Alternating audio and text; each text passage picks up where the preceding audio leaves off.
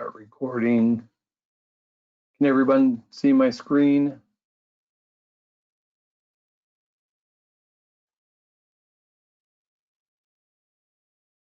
Okay, good. All right, so looks like everyone submitted their group projects yesterday, or at least by yesterday. And so I have reviewed all the recordings and reviewed all of the presentations. Overall, great job by everyone. A lot of effort that looks like went into your group projects. So I do appreciate that extra effort. What I would say is, make sure that you hold on to that recording. Everyone did pretty good job, professional. Group 4, not group 4, group 3, I got yours this morning and provided the grade. Good job on your presentation as well. Keep in mind, while this is just a class, I love the humor embedded into your presentation. When you're presenting to executives, of course, you wouldn't, I'm sure you all know you wouldn't do some of the things that you did in there, but it was pretty entertaining.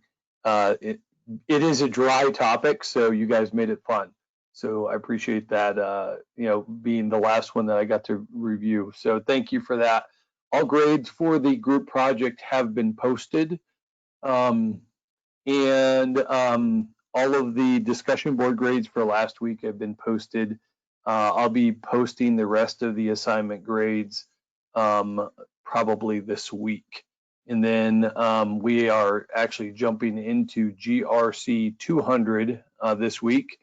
All right, so for the next 3 weeks, we're going to be looking at GRC 200, which focuses on risk management as it applies to governance and as it applies to compliance.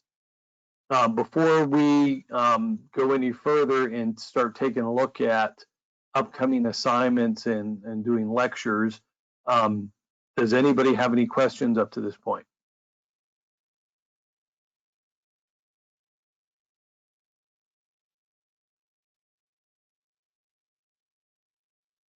No, everybody had a good weekend. Good. All right, well, let's jump into it. The first thing that I want to jump into is your group project. So we're going to go to People, Group Project 2. You are not necessarily on the same exact team that you were on before. Has everyone had an opportunity to look at the group project for GRC 200?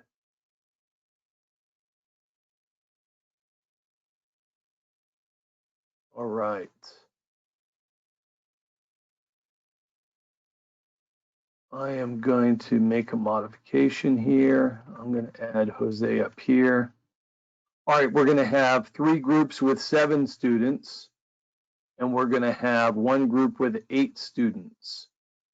So that's balanced out. We've lost a few students during the first part of the semester.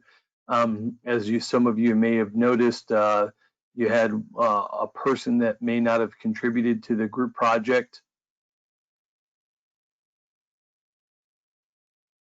Kristen, you're saying you can't see anything for GRC 200?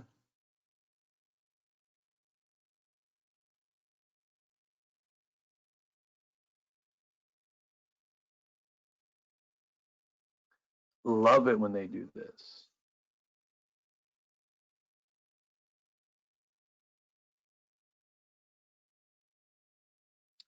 I'm showing that it's all published. Let's do this. All right, I'd like everybody to go take a look now.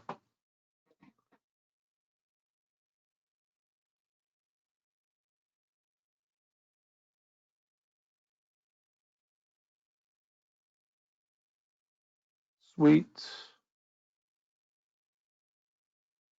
All right. You can see all the lessons and all the discussion boards as well.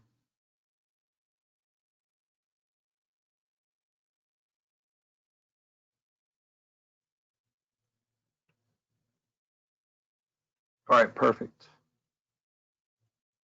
Let's go back to the group project. All right, so the second group project, which I'm showing on my screen here, team 1, those are all the people in your team. Team 2, people in your team. Team 3, and team 4. All right, so you may have some similar team members, but you are all on different teams. I've broken everything up. There are three groups or 3 teams that have 7 students, 1 team that has 8 students. More than enough. Normally I split these up of 4 to 5 in a team. But because we have the tendency to lose people or people get tossed between cohorts, I wanted to make sure that we had enough people to be able to accomplish the work if somebody drops. All right, so team 1, Ivory, Devin, Alexander, Patrick, Emily, Luke, and Jose. Team 2, Ning, Jeremy, Jason, Rashay, Yada, Sujan, and David Robles. Team 3, Ashley, David Avison, Diane, Billy, Michelle, Nate, Salman, and Christian. Team 4 is Carolyn, Christopher, Bristol, Robert Gallagher, George, Kristen, Robert Randall, and Zachary Reynolds. Any questions on group assignments? All right, so these are all of the teams associated with your GRC 200 group project. All right, in each one of your areas, again, I would like you to download and update the group charter. Get everybody on board. I will go ahead and let's see.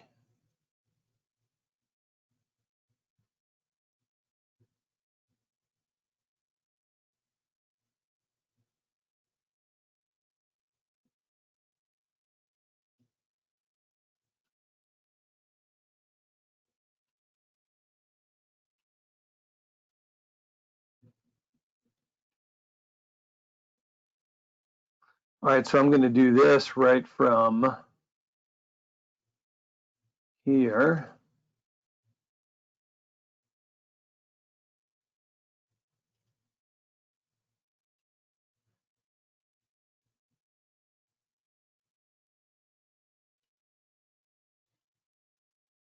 Here's your project charter.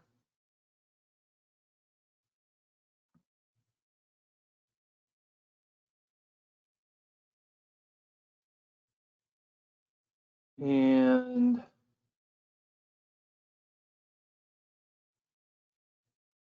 templates.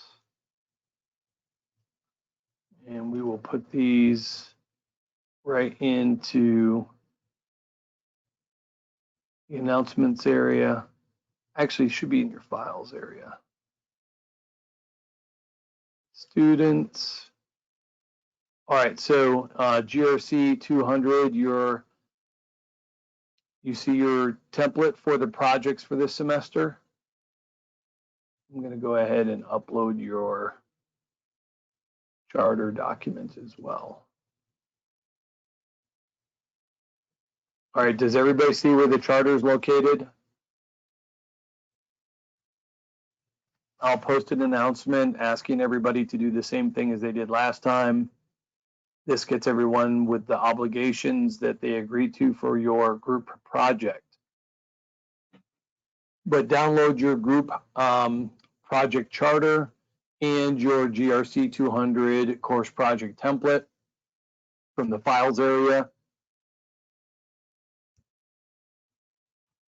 So by 1 week from today, the 5th of October, I should see everyone's charter signed with all the obligations who's going to carve up what, how you're going to accomplish the project.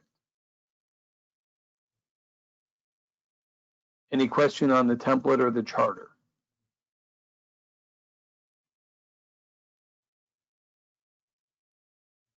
All right, let's take a look at the group project. Now you'll notice that the group project is due on October 17th. So October 17th is a Saturday, not a Sunday. I'll state it again. October 17th is a Saturday. The course ends on Saturday. That's the reason why it's not due on Sunday. Normally your assignments are due, your group projects and your written assignments are due on Sundays. Because this is the last day of the class, all your assignments will be due no later than midnight or 11:59 Eastern time on the 17th. Any questions on that?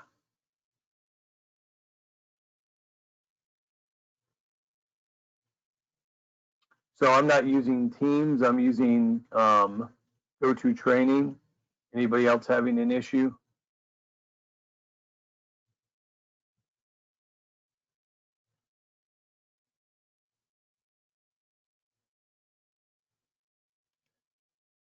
Michelle, can everybody hear me?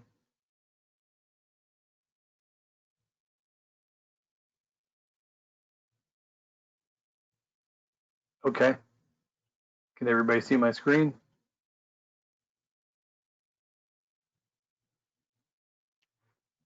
Okay, and so I'm gonna click on the group project. Can everybody see the group project?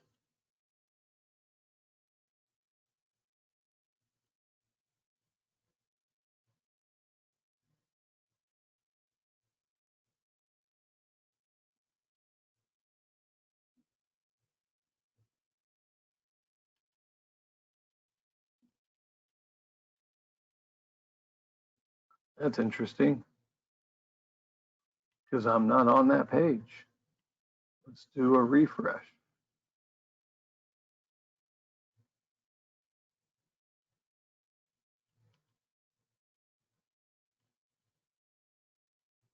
What do you see now?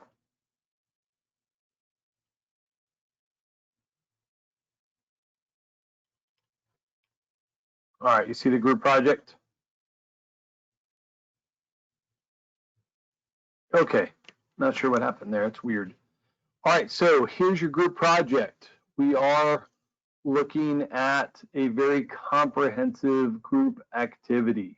So I'm going to read off the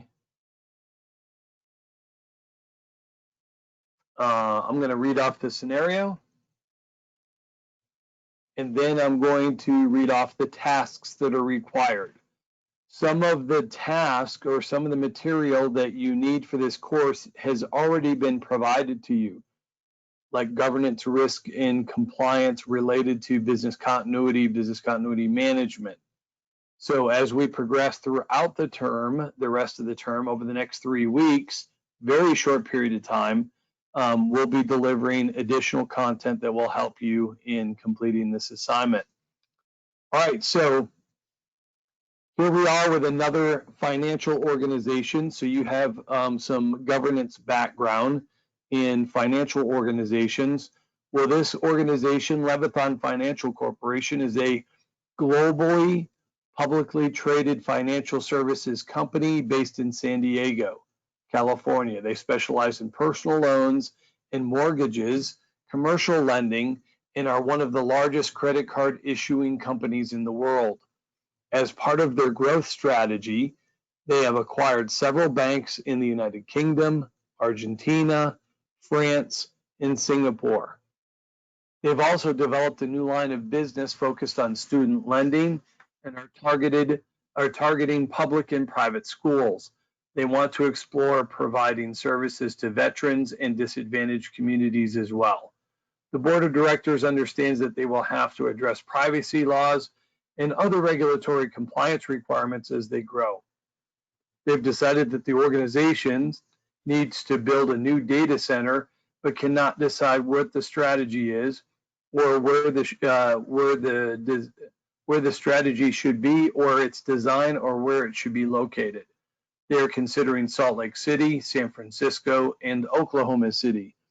They do know that they want very high availability, and the design should provide complete redundancy at all locations. Because they are in a highly regulated industry, they want to incorporate a sound data loss prevention solution, DLP, to minimize the risk of unauthorized disclosure and avoid breaches. LFC has hired your company to help decide the data center location and design requirements. This is a significant contract for your organization, and you know there's going to be a lot of things to help to consider to help LFC meet their requirements. So that's the scenario. So task 1, identify the external governance requirements that currently apply or could apply to the LFC in the future. These regulatory requirements will need to be considered as you move forward. All right, let's stop there. So based on the scenario, what regulatory compliance requirements do you think apply to LFC based on what we read in this scenario?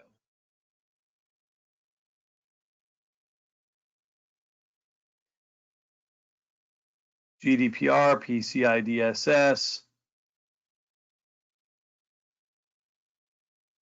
Okay. What else? There's a whole bunch of them here. SOX, because they're publicly traded. Good job, Michelle. I was wondering if somebody was going to pick that up. Yeah, Sarbanes-Oxley Act.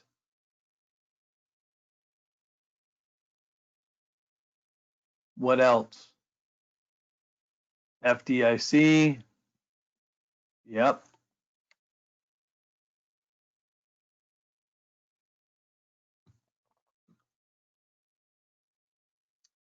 SEC, because they're publicly traded. What about all the privacy laws associated with all these other countries? It's not just US laws that apply here. Basel III standards.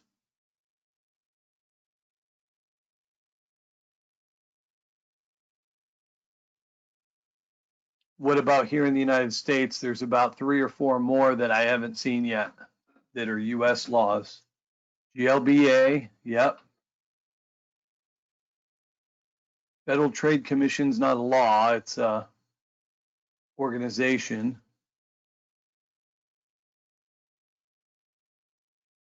2 more I'm looking for, a minimum of 2 more.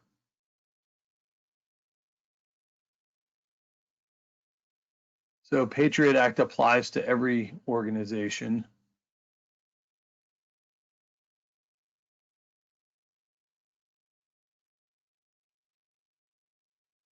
It's a horribly written law too. So they're doing student lending. What do they gotta comply with for student lending?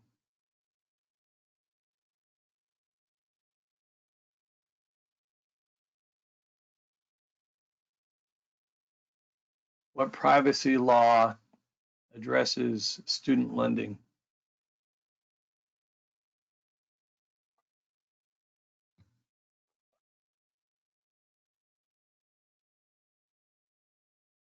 That's not the one I'm looking for. FERPA. Very good, Kristen. So FERPA, that's the privacy law associated with the Department of Education, right? Managed at the state level, applies to every school, K through 12, private schools, colleges.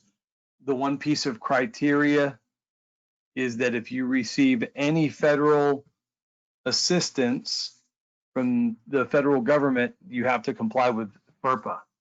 Most organizations have a state or federally funded lunch program for underprivileged families, and so therefore that applies. But any indirect or direct funding from the state or from the federal government also applies. All right, so they also want to reach out to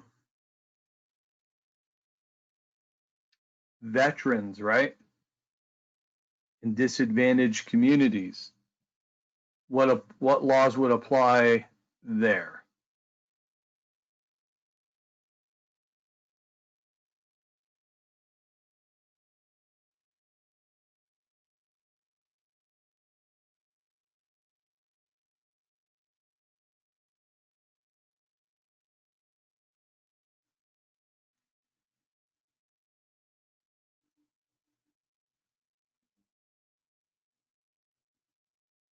ADA, so Americans with Disability. No, that's more aligned with safety and accessibility.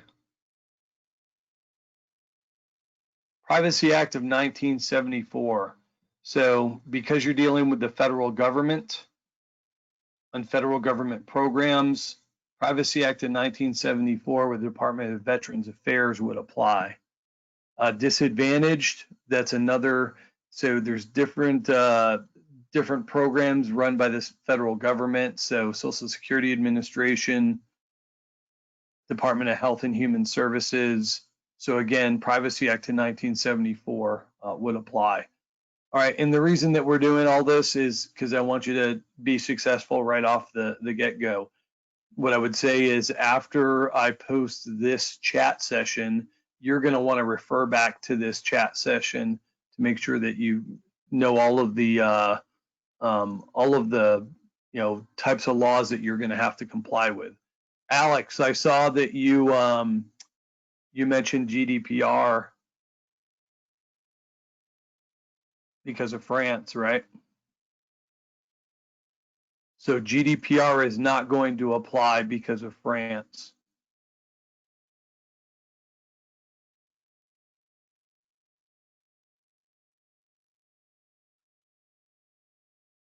Normally it would apply to an EU country, right? But it's the only EU country that I've listed.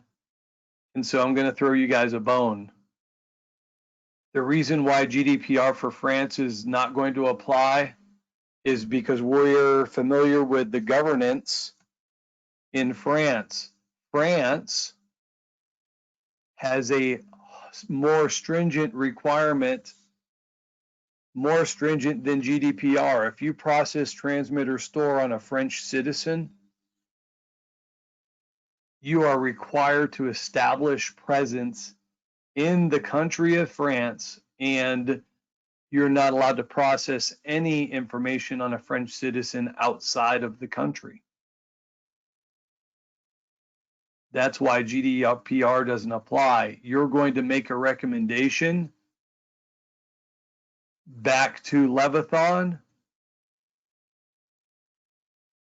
that they outsource that to a company in France because now you know this information.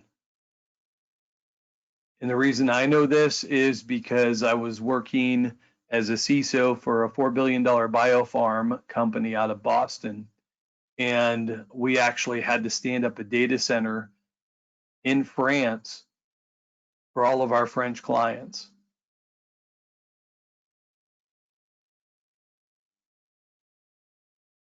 Because of that requirement. So GDPR is not going to apply. You guys are going to do assumptions and constraints for this project. Assumptions and constraints will be, hey, the assumption is that number one, we're building a new data center. That means there's already an existing data center. We're going to assume that that is in San Diego. That's an assumption.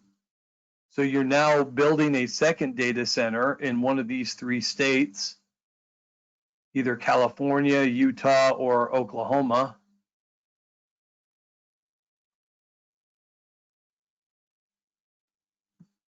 Makes sense? So I'm expecting you to become familiar with that law, the French law that basically says you have to process, transmit, or store, establish a presence in France. Then you will make a recommendation to LFC that they outsource that. You are not going to be GDPR compliant. See how intricate the details can get? It would have taken a while for you guys to figure that one out on your own, but I've already lived through that pain. So you guys I'm throwing you a bone on that one. All right, so become familiar with all the privacy laws. All right, using NIST as your risk management framework, how would you categorize your confidentiality, integrity, and availability, either at the low, moderate, or high for the computing environment for the new LFC data center? What control families from 853 would apply? So we'll be going over the NIST risk management framework, but become familiar with NIST 800-37. Become familiar with NIST 199. I'm sorry, not NIST, but FIPS, FIPS. Let me just put it in here. Actually, I'll do this. So I want you to become familiar with FIPS 199.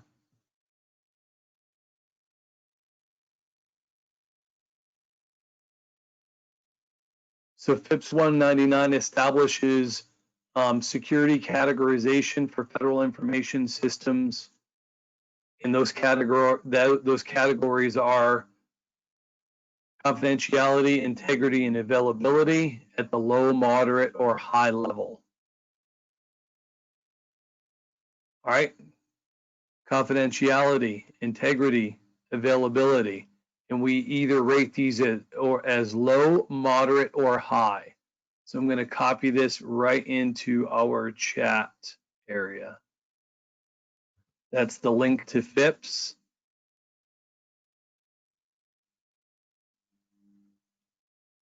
NIST, and these are also in your files area.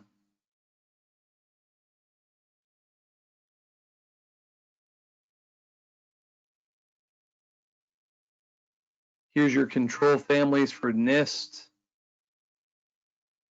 You can download, but I've also got these at in our resources, but I'm going to add this link for you as well. Here's your impact levels, low, moderate, or high. Here are the control families. So all of these are your control families for NIST. Access control, audit accountability, awareness and training, configuration management, contingency planning, identification, authentication, incident response, maintenance, media protection, personnel security, physical, environmental protection,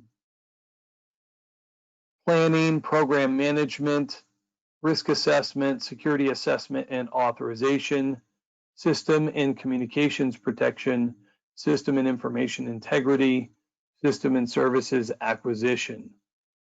And then here's your high, moderate, or low, your minimum security controls baselines. So based on what we've read in this assignment, the board of directors understands they will have to address privacy laws and other regulatory compliance requirements as they grow. They've decided that the organization needs to build a new data center, but cannot decide the strategy, what the strategy should be in the design, or where it should be located. They're considering Salt Lake City, San Francisco, and Oklahoma City. They do know that they want very high availability, and the design should provide complete redundancy at all locations. Because they are in a highly regulated industry, they want to incorporate a sound data loss prevention solution to minimize the risk of unauthorized disclosure and avoid breaches. So based on the control families, one of the tasks asks you, which control families do you think would apply from NIST 853? Out of all of these control families here, which ones do you think will apply?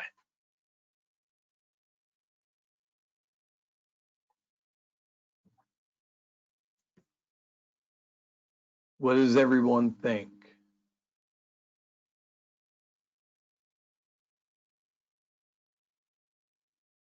The data center you're going to be building, Alexander, which control families will, yeah, Diane, you're right on top of it. All the control families are going to apply. So go back to Alex's question. Remember, the project scenario is here. You're building a data center for this organization. And based on all of the requirements that are going into that data center, these are the tasks that you need to complete. So I'm on task 2. Using NIST as your risk management framework, how would you categorize confidentiality, integrity, and availability? For the computing environment for the new data center, what control families from 853 would apply? All of them would apply, right? All right, so let's take a look at confidentiality, availability, integrity, and availability. All right, so they're dealing with a lot of PII. How would you rate the confidentiality? Low, moderate, or high?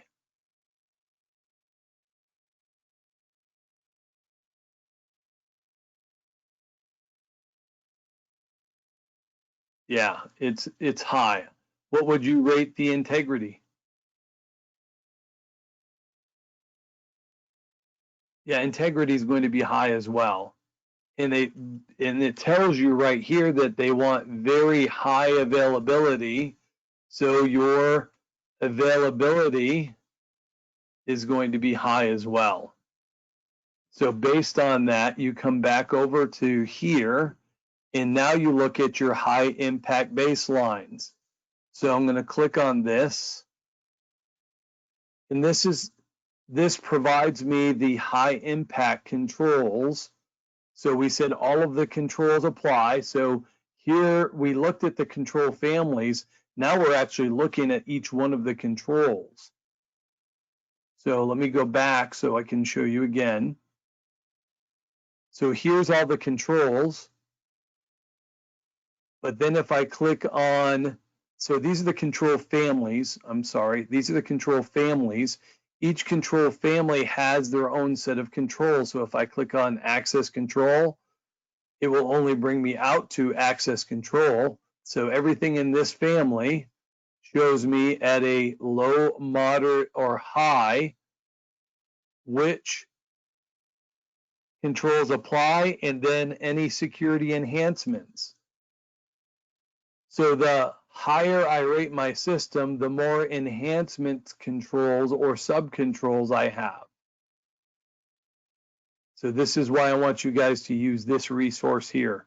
This is going to be a great resource for you to understand the control families and then the impact levels based on low, moderate, or high.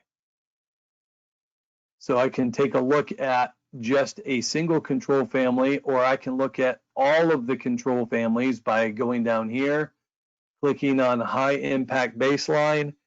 Now, not only am I looking at access control, but I'm looking at all of the control families and all of the controls in the control families with the baselines. And if we're rating everything at a high level, now you have access to the enhancements based on it being a high rated control. Everybody understand? Any questions so far on task 1 or 2? And I'm providing you all the resources you need to get started right away. Normally for my graduate students, they get 12 weeks with this project. And they have to research everything that I'm telling you. So I'm giving you a lot of the information up front.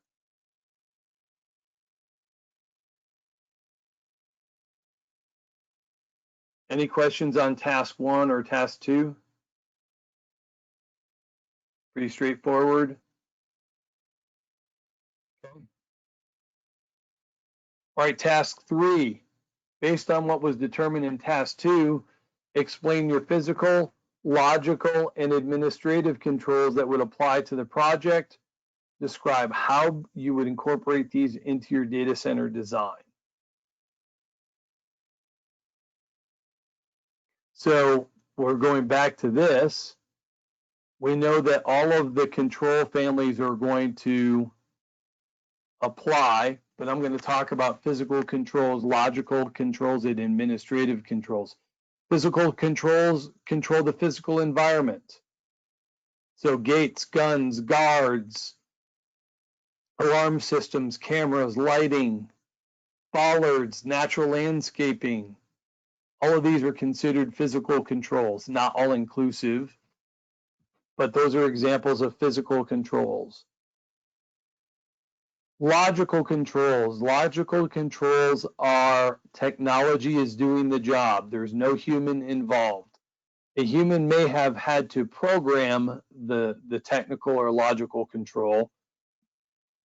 A logical control would be something like a firewall, intrusion detection system, a SIM, a cipher lock. Technology is performing the activity. Logical control is going to be technology doing the work. What's an administrative control?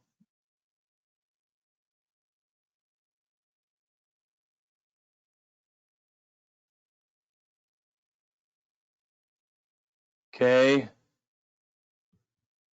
So Diane, you said AC. I'm assuming air conditioning. Is that what you're referring to? Yeah, when we were talking physical. Yeah, and so that would be considered environmental slash physical. So environmental controls are also physical controls. So good point. Anything that is controlling or managing the physical environment, like power, HVAC, all right, those would be considered physical security as well because they can, if disrupted, harm the physical environment. All right, administrative controls are People, plans, policies, procedures, guidelines. Anything that we write down is going to be an administrative control.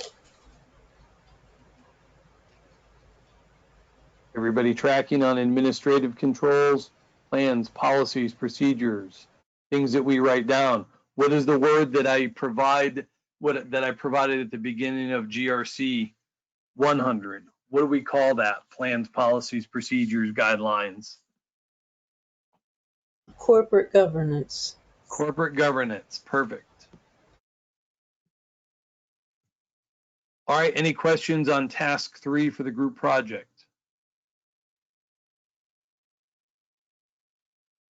I'm actually going to show a video today of the Google. Did I already show you guys the data center, Google data center videos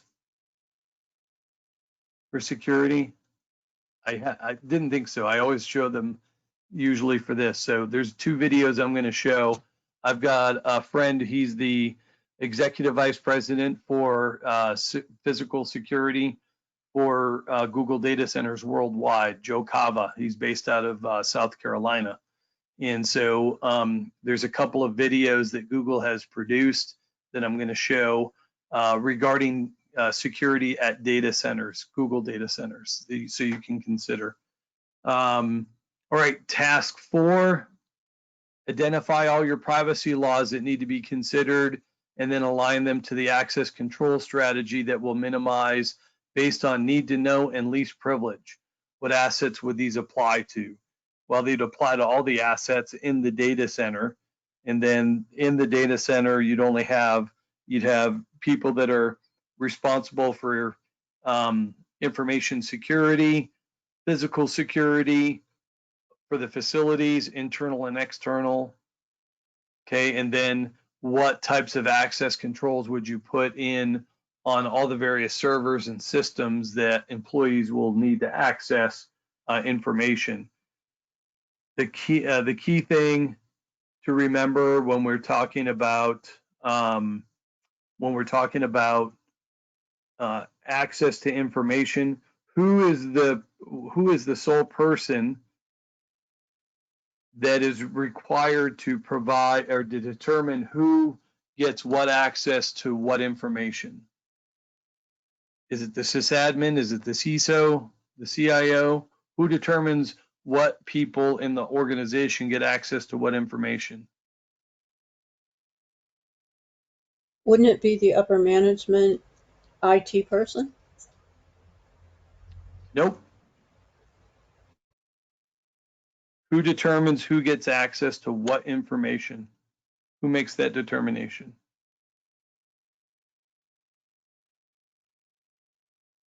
It's going to be the data owner.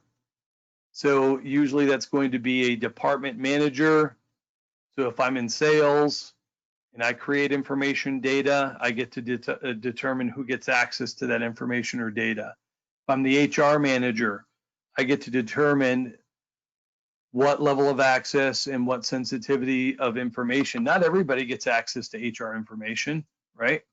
So it's going to be the department manager that manages each department that determines what the access control strategy is, and it should be reasonable.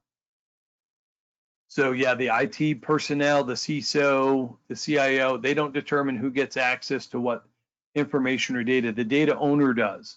And based on what is agreed upon by the data owner, it's usually based on role. So we do role-based access control. And then we configure that level of access, the minimum amount of access required for an individual to be able to do their job. Least privilege, need to know. They only get access to that information which they need to be able to do their job and no more. So least privilege and need to know concepts. Okay, and it would apply to all the assets that compute sensitive information. All right, any questions on task 4?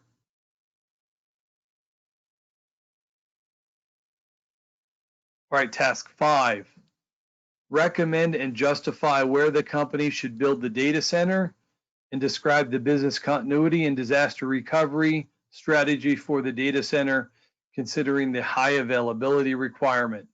Provide 2 risk scenarios that could be tested that are most likely to occur. Include a communications plan as well. So if you recall the last week, the last 2 chats in GRC 100, we specifically talked about disaster recovery, business continuity strategy. I looked at dependencies and interdependencies. We did a walkthrough. So you're going to want to reflect back on that chat when you're looking at business continuity and disaster recovery. So based on what we know in the scenario,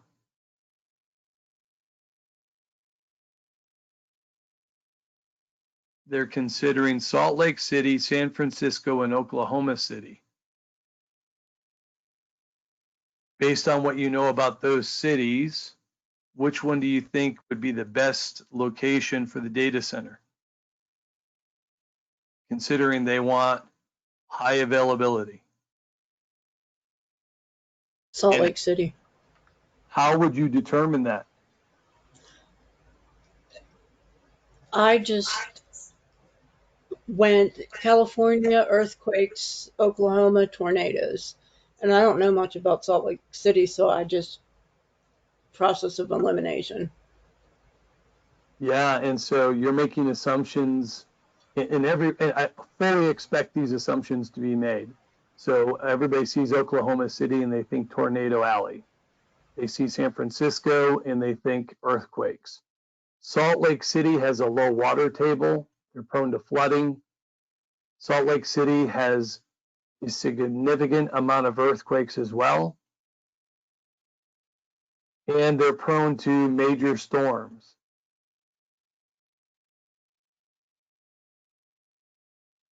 Where do you think that you would find this information out? And actually, Alex kind of hinted to it. So he put down there weather risk factors, right? Let's go to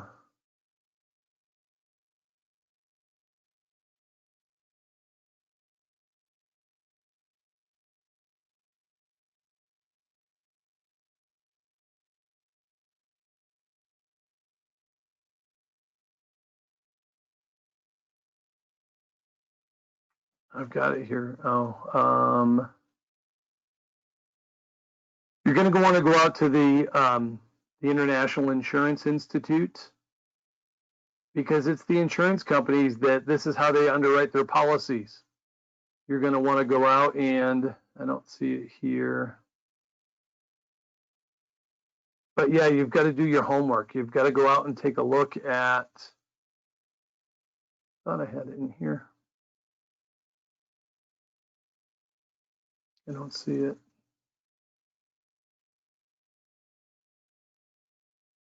You're going to want to go out and do research on the natural disasters in the United States in specific locations and make a determination based on the information that you collect.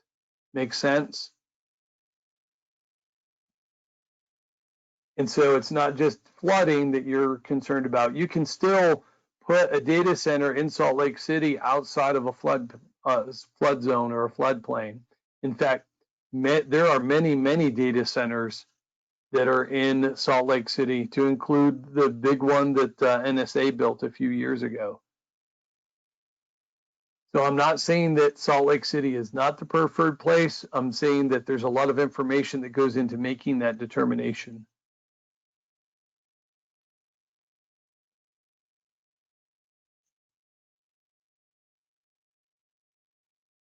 All right, give me 2 examples of, we've already done this chat. So for task 5, give me 2 scenarios that could likely be tested that are most likely to occur.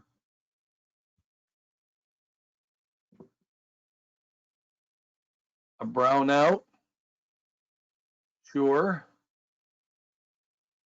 What about something weather related?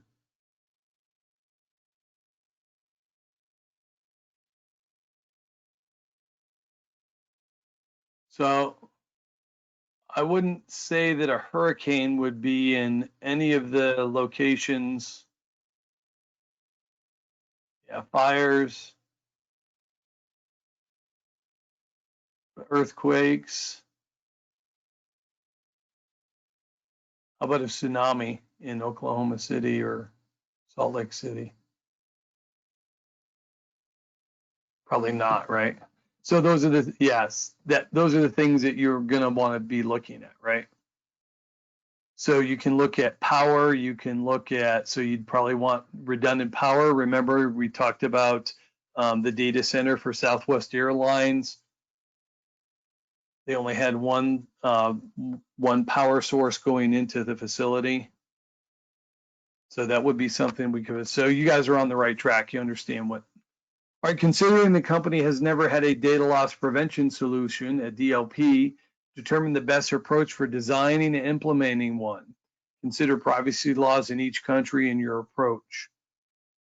So data loss prevention, we're actually going to be doing a lecture on that next week. I think it's our second chat next week on data loss prevention.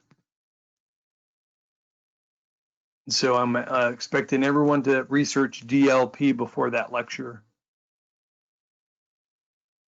And then task 7, you're going to record a presentation between 30 and 40 minutes with no more than 15 slides to include title and reference page.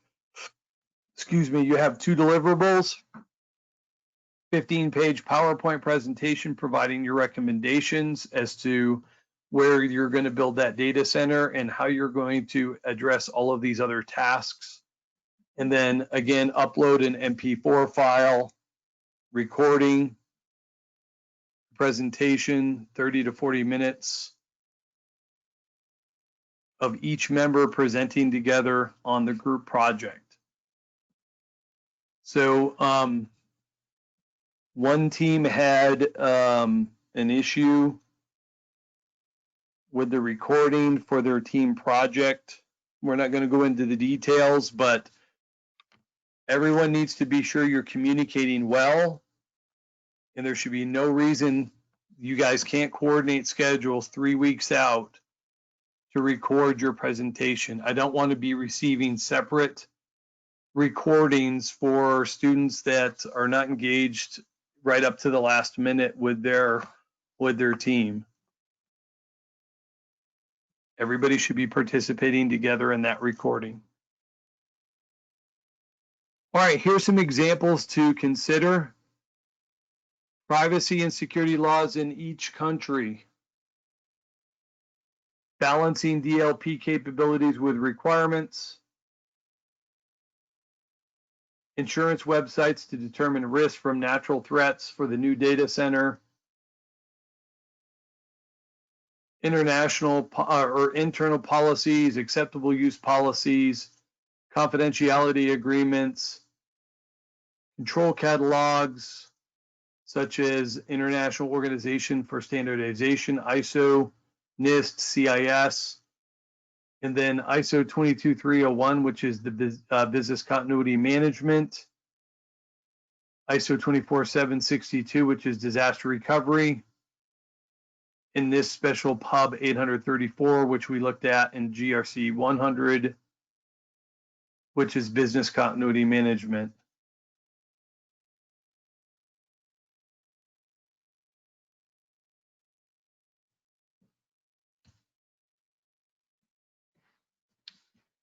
Any questions on the group project?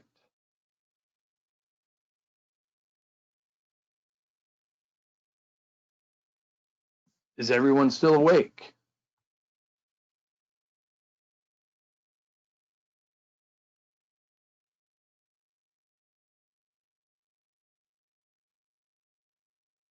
Yeah, one title page, one reference page. Instead of 10 slides, it's a total of 15 to include your reference and your title slide. Remember, on the title slide should be everyone who's participating in your project.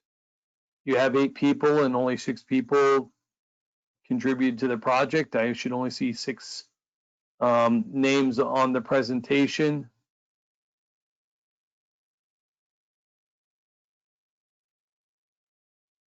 All right, and then let me know if there's any challenges. All right, everyone's been assigned a group. So I would say jump into your group projects right away, please. You're gonna wanna download and refer back to this chat that we're recording today, because this is going to be where I've explained absolutely everything so you guys can be successful. All right, let's go back to assignments. Take a look at what's due this week. So I mentioned that if you look at the group assignment, upload an MP4 recording of each team member presenting together in the group project. Task 7, you will record a presentation between 30 and 40 minutes, no more than 15 slides total, to include the title and references page.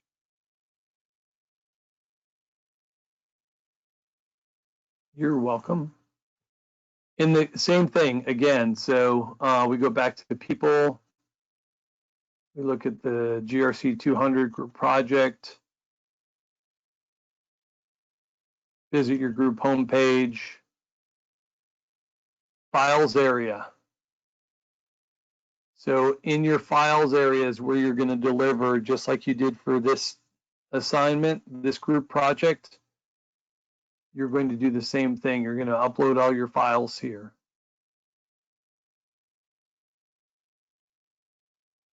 Remember, I want to see your team charter posted here, signed by everyone 1 week from today, please. You won't be able to move forward unless you do that.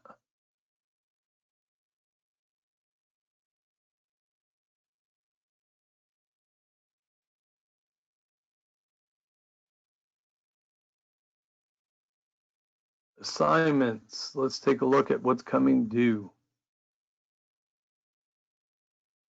We'll start off with the discussion board.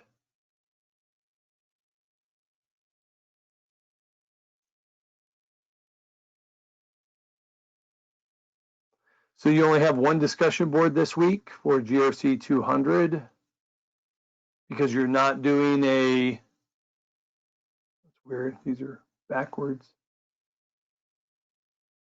So GRC 202 risk assessments. This is going to be due by this Friday. You only have one discussion board assignment this week. Okay. Normally you'd have an introductory discussion board, but you already know each other. That was the very first discussion board assignment we had for GRC 100. So this week you get a little bit of a break. You only have one discussion board assignment that you're going to have to accomplish, and you're going to have to respond to at least 2 of your peers. So within the discussion board area, write between 400 and 600 words that respond to the following questions with your own thoughts and ideas and comments. This will be the foundation for future discussions by you and your classmates. So be substantive and clear. Use examples to reinforce your ideas. Review an article that focuses on conducting risk assessments. In addition to reviewing the article, you're going to discuss the implication of the article against a hypothetical organization. Take this opportunity to describe and discuss the following points with regard to the chosen article. Again, you guys are familiar with this by now. The article name, author, publication information. You're going to provide a summary of the article in your own words. What are the main components to consider when conducting a risk assessment? How can the article be applied to your day-to-day activities regarding risk management?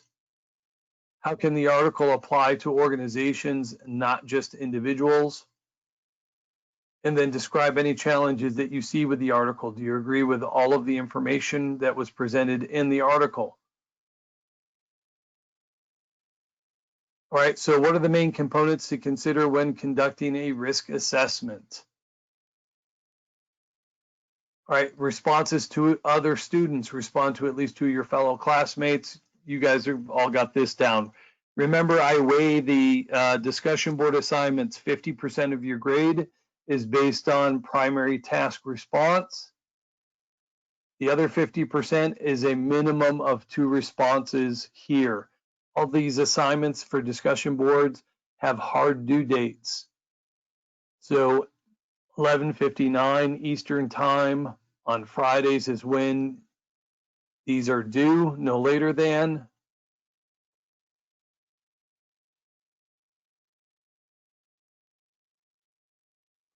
Conducting a risk assessment. So we're going to be looking at this week. I think that's the second chat, performing a risk assessment, or is it risk treatment methods? I'll take a look here in a second.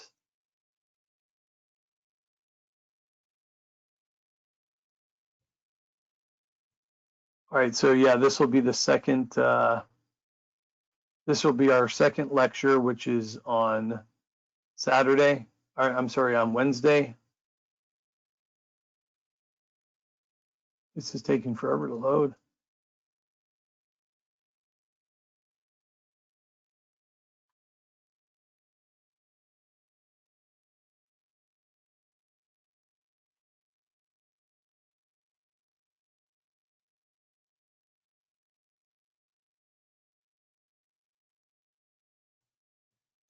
Yeah, we'll actually be looking at risk assessments this week.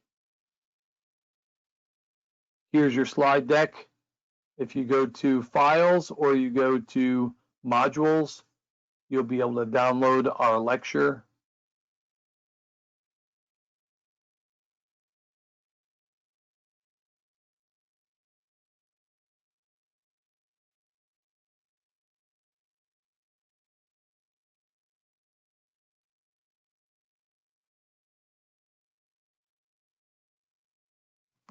So our first lecture today will be on risk management. Our second one will be on risk assessment. So Wednesday will be risk assessments. Today will be risk management. Your first written assignment that's due on Sunday, if you want to create a course project template, great, that's part 1. If you want to skip over that, go to the files area and download the course project template. You can skip part 1 and go right to part 2. All right, part 2, after attending the lecture, Enterprise Risk Management, write one, it says, why does it continue to say they keep messing up my blueprint? It is not a 1-page paper, 2 to 3 page paper.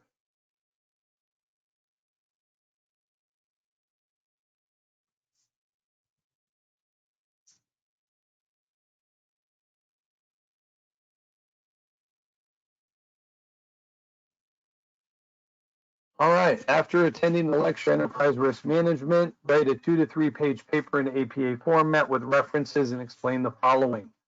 Explain what risk is and how it applies to the organization's compliance program.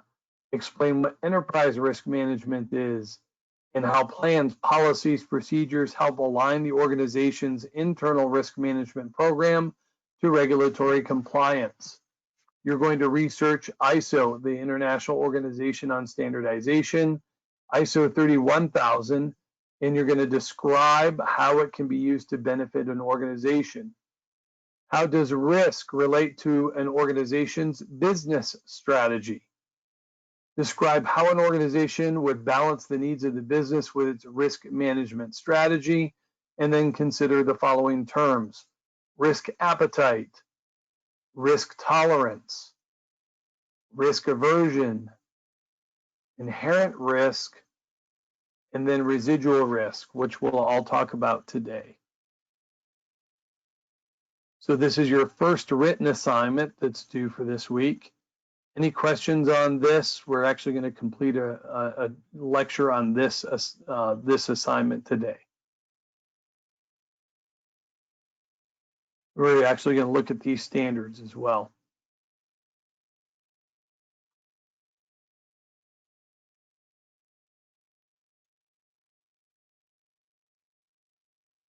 All right, so the second written assignment.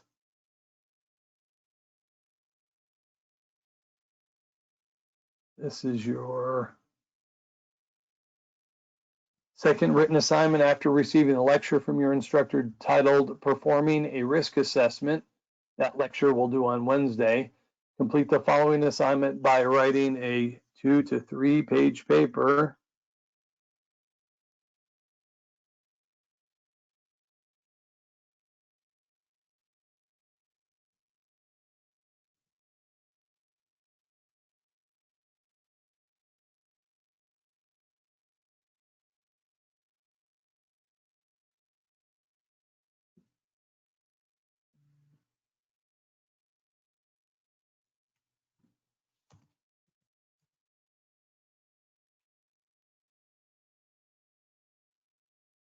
2 to 3 page paper in APA format with references.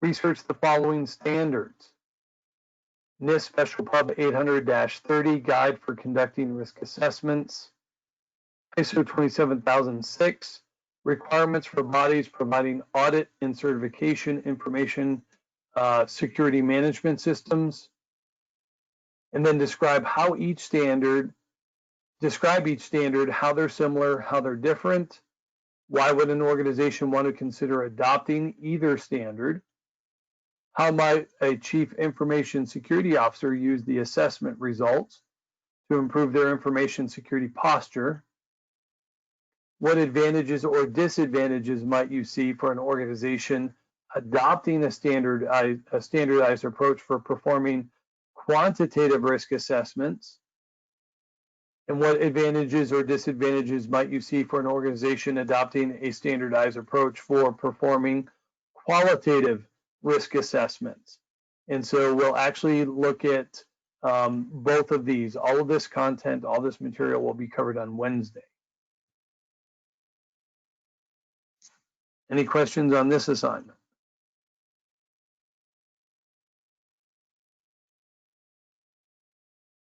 All right, so the next thing that I want to do, this is a resource that I'm going to provide you for conducting, or for the Google data centers. So stand by.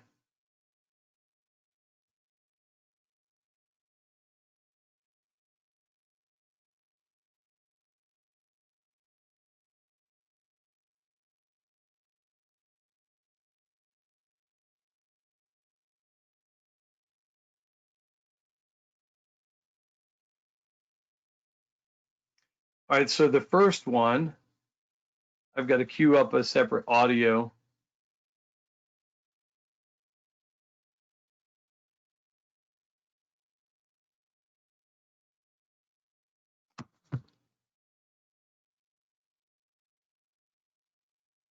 So there's going to be two videos. One's short. It's with Joe Cava, the data center that's located in South Carolina.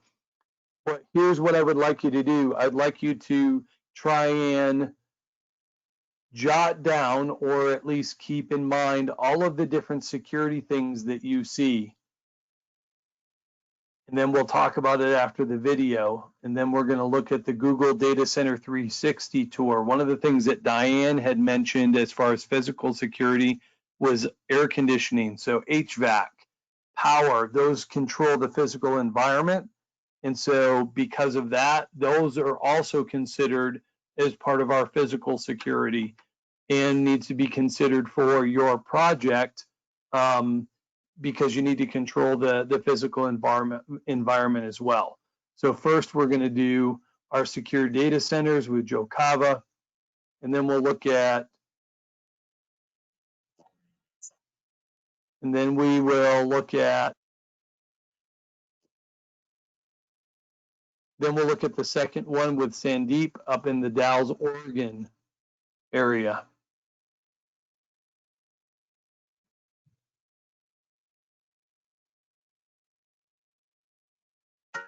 Building and operating data centers.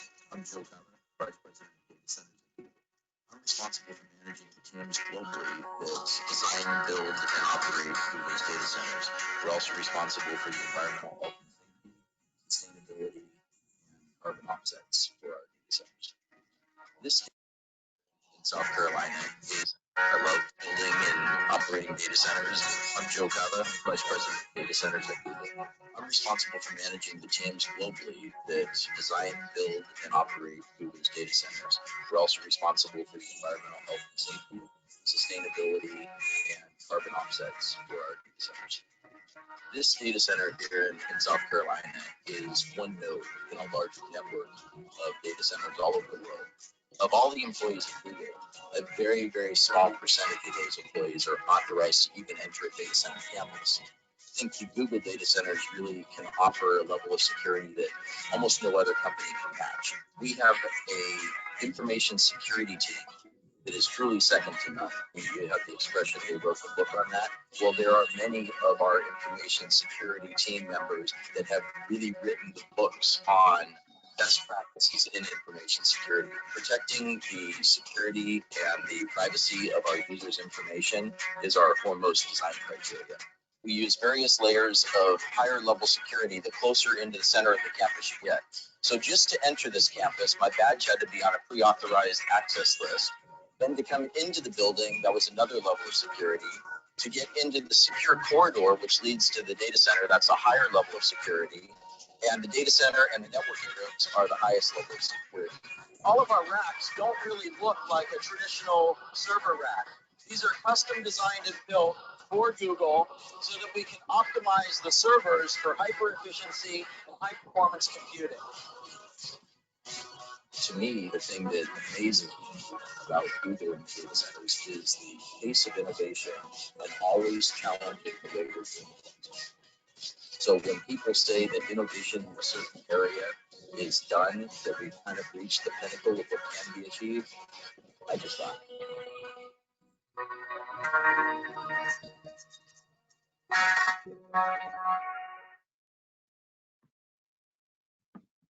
Okay, so what types of security did we see?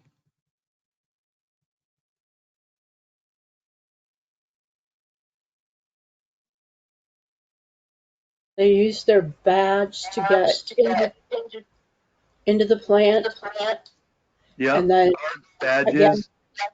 to get into the doors. And they probably have a another level that says who can go where. Yeah, he demonstrated that. He described that as you get closer to the data center, the more critical areas in the facility, they have even more and more controls. So Yes. they have guards outside, they have guards inside. What type of administrative controls did we see?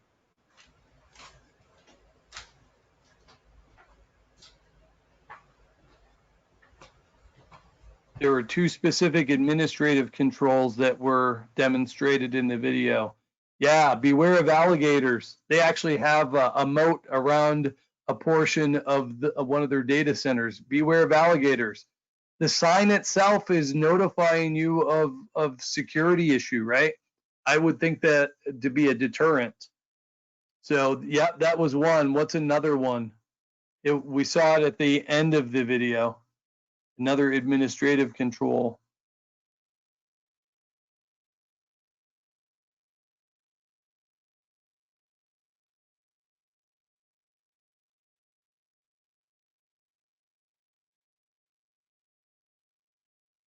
Yeah, I'm going to share these two links out for you guys as well, because I want you to have access to them when you're considering this for your project. So one of the other administrative controls, when he was leaving the data center at the end of the video, what was on the back of the door?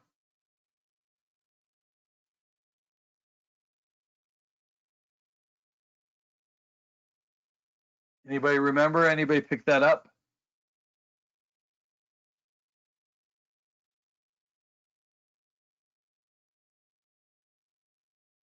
I'll go back to the video, right where he's, what's on that? What's on the back of the door?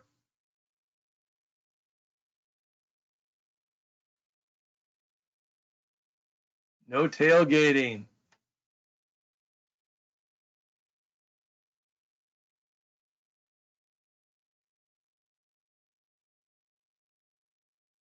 Okay, what about here? What kind of security controls are here?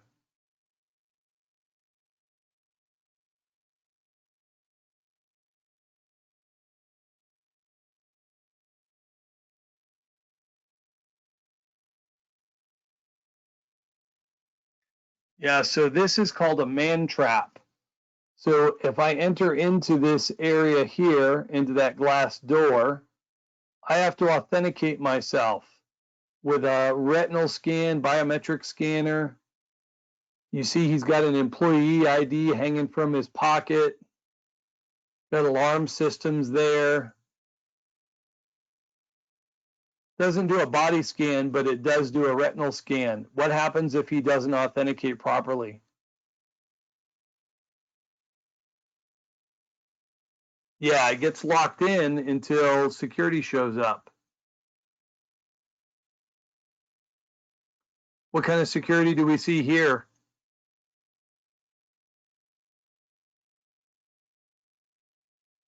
Got a gate and a guard, right? What about here? We got cameras, more cameras.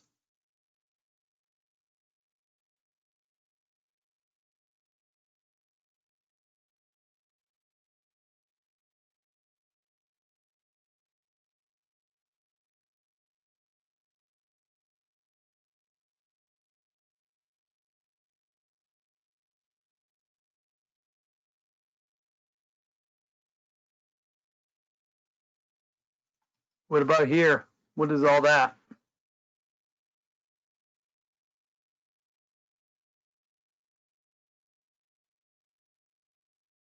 Goes back to, Is that their environment controls? so if you look, these are actually all redundant power going into the, yeah, it's all redundant power. You also see some air circulatory systems in here too, right? But those are not HVAC units, but it does circulate air. We're actually going to see in the next video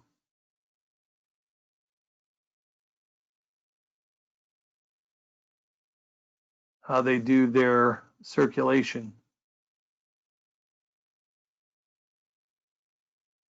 When he was talking about the racks for the servers, would that be some sort of security? Well, so in the Google data center itself, they had a lot of security, right? Yeah. So how many layers did it take before you actually got to the server room floor? So one of the things that you're going to see that I'm going to show you in the Google 360 tour is that they actually have a, you'll notice everywhere that everyone goes, even as a Google employee, there is a security guard or a sentry that goes with you inside of the Google data center or anywhere on campus whatsoever. You will see a guard with the folks. And one of the things with a Google 360 tour, if you're not familiar with that, is that I can actually pan around. I can look at the ceiling. I can look at the floor.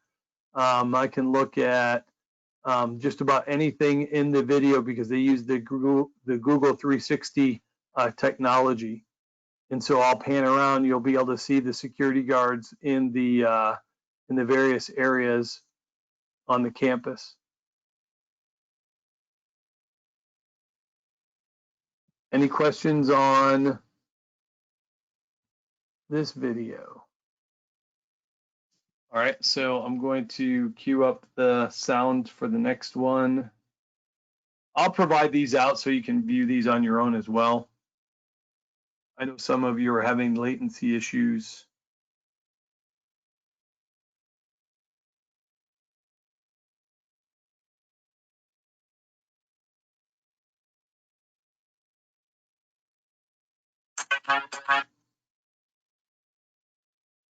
All right, let me queue up the next one.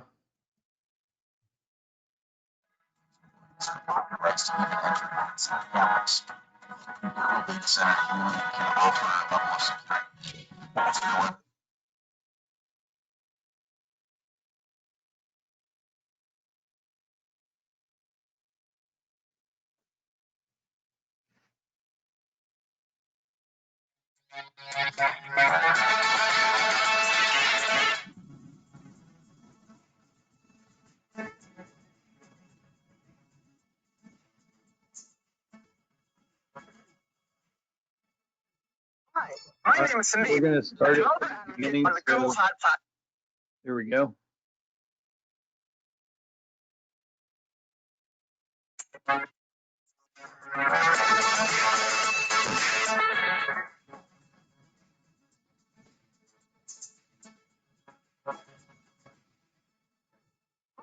my name is Sandeep, a developer advocate on the Google Cloud platform. Welcome to the Google Data Center at the Dalles, Oregon. Take a look around. Before we go inside, we need to make sure that we have the appropriate security clearance. Most Google employees can't even get in here. So let's go on a special behind the scenes tour.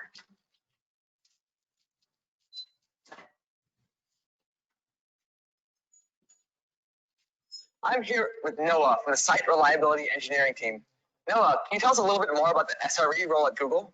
Yeah, SREs write and maintain the software systems designed to keep our services running. So what happens if one of these systems goes down? We designed our systems from the ground up to be able to handle any unexpected failures that might occur. We have highly redundant power, networking, and serving domains, so that even if we do lose an entire cluster, we're able to redirect those workloads and live migrate data in order to minimize any impact.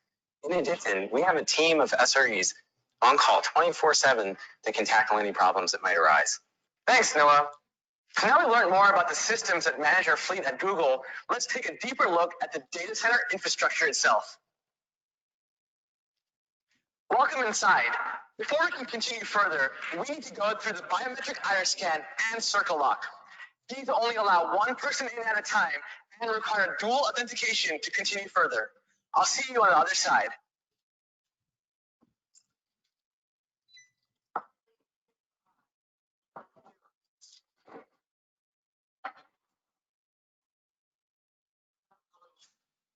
Welcome to the data center floor. As you can tell, we have a lot of servers. This is a single cluster, in a single floor, in a single building. Managing all of these servers on a global scale is quite a challenge. To utilize our fleet, we use tools such as Fork, Colossus, and Spanner. You may be familiar with similar tools such as Kubernetes, Google Cloud Storage, and BigQuery. Now, these tools allow Google engineers and cloud customers to more easily manage infrastructure, allowing everyone to build innovative and scalable applications.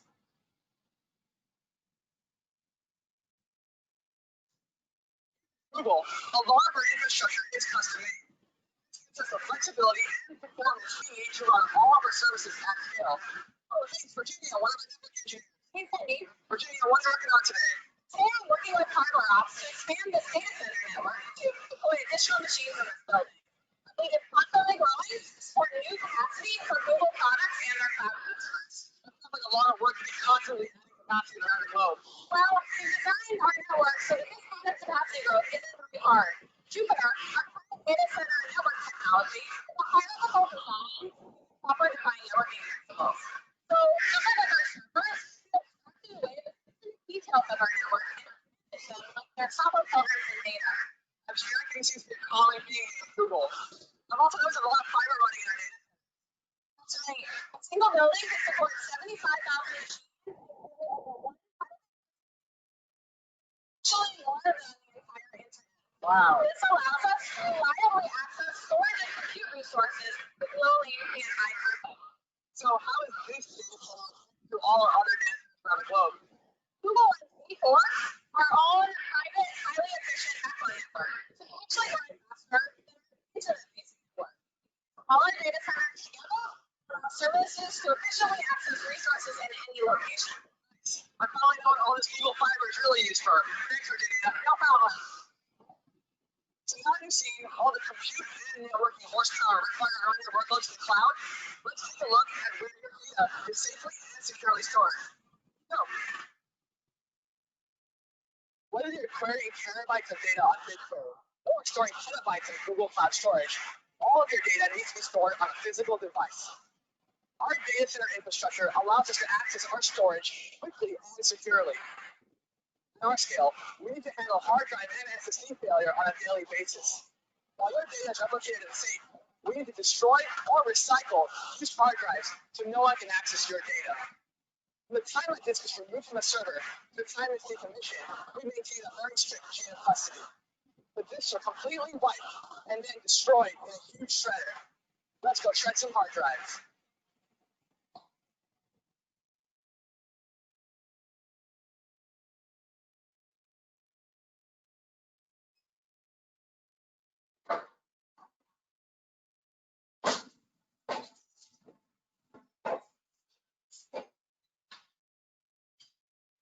We've looked at a lot of the hardware that runs in our data centers, but it doesn't end there. We need to cool and power our infrastructure in an environmentally sustainable and reliable way. Let's take a look at how we cool our servers. Welcome to the mechanical equipment room. Looks pretty cool, doesn't it? Oh, hey, Brian, one of our data center facilities technicians. Brian, can you tell us a little bit more about this room? Oh, this is a cooling plant for one of the data centers that we have on site. So a lot of heat is generated on the server floor, and then all has to be removed, and this starts right here in the cooling plant. So it's basically two loops. We have the condenser water loop, and we have the process water loop. The process water loop are these blue and red pipes over here. So they take the heat off the server floor, and they transfer it to these heat exchangers here. The condenser water loop are these green and yellow pipes here. They take the cold water from the basin underneath it, they transfer it to these heat exchangers here, and they send it up to the cooling towers up on the roof. And notice our pipes are Google colors. Pretty cool. So how efficient is our data center? Well, Google has some of the most efficient data centers in the world. In fact, when we started reporting our power usage effectiveness, or our PUE, in 2008, most other data centers were around 100% overhead. At that point in time, Google was 20% overhead, but since then, we reduced it to just 12%. And that even includes our cafeterias. Whoa, that is so low. Also, what's this big green machine for? Now, well, this is a chiller. We very rarely use them, but it helps keep the process water temperature in the desired temperature range when it gets really hot outside, basically helping the cooling tower do its job. In some of our newer data centers, they have no chillers at all. I love how our new data centers are even more efficient. By the way, can we go up and take a look at the cooling tower? Sure, let's go. Wow, what a view up here. So Cindy, this is a cooling tower. It uses evaporation to rapidly cool the water from the condenser loop and sends it back down to the basin. You could say we're making actual clouds with the cloud. Clouds making actual clouds. Welcome to Google. So Brian, how do we power the cloud? Well, that all starts at Google's power substation. Let's go take a look. So this is the Google-owned power substation. This is where the high voltage power enters the site. It's reduced and then sent to multiple power distribution centers, such as this one right here. What happens if a power distribution center loses power? If it loses power, we have multiple generator and utility backup sources available to maintain power to those servers. And where does all the power come from? It actually comes from multiple hydroelectric power plants that are nearby. I love how Google uses reliable green energy whenever possible. We are 100% carbon neutral, actually. That's pretty cool. You know, it seems like Google builds reliability from the ground up, from the power and cooling all the way to the software systems that manage our fleet. Thanks for showing me around, Brian. No problem. Have a great day. Thank you for joining me on this special behind-the-scenes tour. Please check out cloud.google.com to learn how you can build what's next.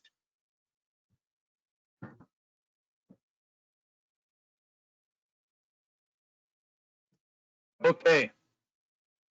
So the first thing I'll do is address a comment made by Alex.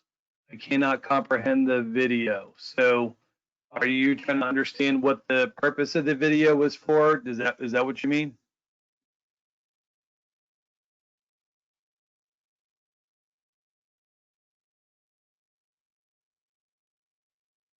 Okay, I'll share out the links so that you can review these later.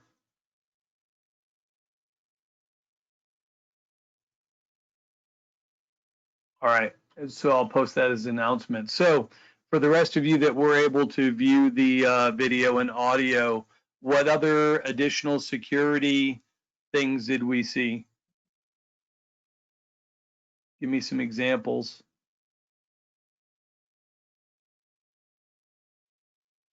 Strict chain of custody for decommissioned drives. Absolutely. Chain of custody for, and if you noticed in the first video, Joe Cava was leaving, he had to go through a metal detector, right?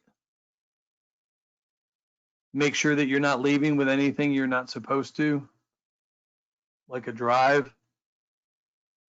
Did you notice that there was a security guard every single place that we went in the entire video?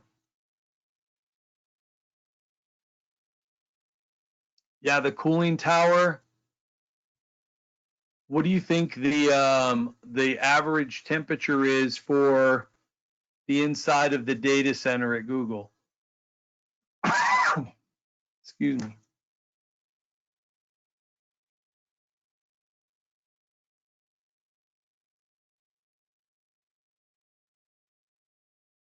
What do you think the average temperature is inside? So 68 degrees, 68 to 70, 35.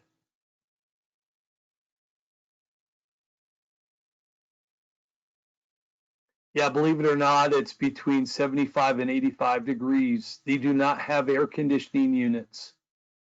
What are they using to cool their servers? They're not using any air conditioning whatsoever. Remember at the end, how did he describe that? Yeah, they're using water. They're using chillers. And so the water actually goes through copper. The heat from the floors go through copper coils. The warm water that's in the copper coils gets cycled up to the roof where they transition it to the basins underneath the building, right? So building clouds with the clouds. So the warm water goes to the roof. It goes down and gets recycled into the basin underneath the facilities. They don't use any air conditioning whatsoever. And if you looked at all of their servers, those servers in the server racks, everything is patent. The fiber is patent. The racks are patent. Everything is very unique for Google. And so those racks are developed for hyper efficiency, and they run at a very warm temperature. All of the heat that's generated on the server room floor heats the building, provides thermal energy to the kitchens. So you heard Brian at the end talking about their PUE, the power usage efficiency. They've got it down to 12% of overhead. Everything is used as far as the energy that's generated and the way that they cycle it out. So yeah, so they've got, and what about their power? Did you see how much redundant power that they have?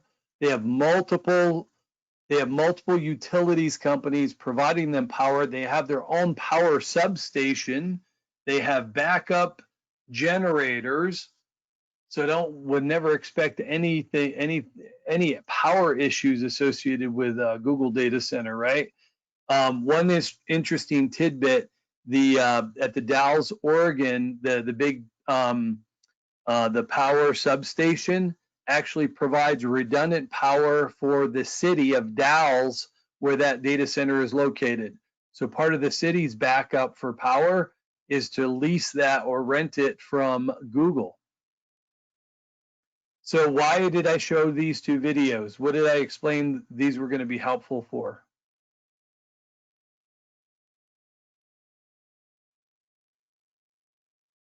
Why did I share those two videos out? For the group project. Right, so it demonstrated all kinds of different controls: physical controls, administrative controls, and then automated controls. Automated controls like cameras, automated controls like the circle lock, which I refer to as a man trap, right? Physical controls to include environmental controls, such as the HVAC, such as power. All right, so I will share those out in a separate announcement on the announcement page.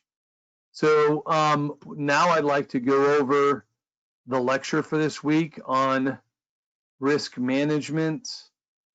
So let's take a look at, this is not the one I want. I want GRC 200.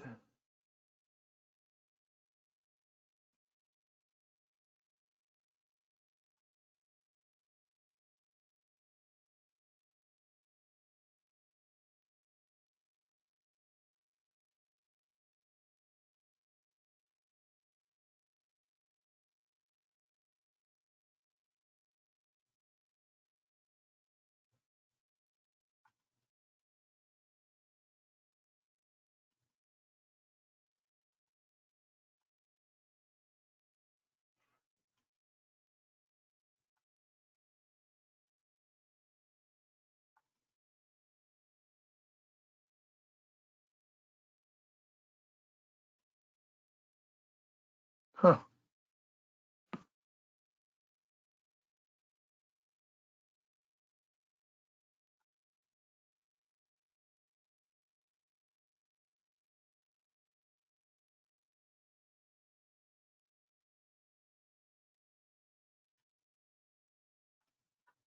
There we go.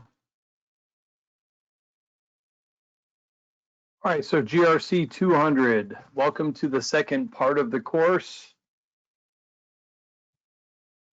All right, so course outlined for the next 3 weeks, we're going to discuss the concepts of risk management, risk assessments for compliance, risk treatment methods and controls, risk management frameworks, risk communication, and then summary and group project. So today we're going to look at risk management. All right, so this will apply to the first written assignment and discussion board for this week, risk management. So when we talk about risk management, we talk about risk perspectives, risk constraints, and then we'll look at risk assessments. Risk assessments we'll look at on Wednesday. So risk is the probability that a threat agent, a cause, will exploit a system vulnerability, a weakness, and thereby create an effect detrimental to the system. This is the definition of risk.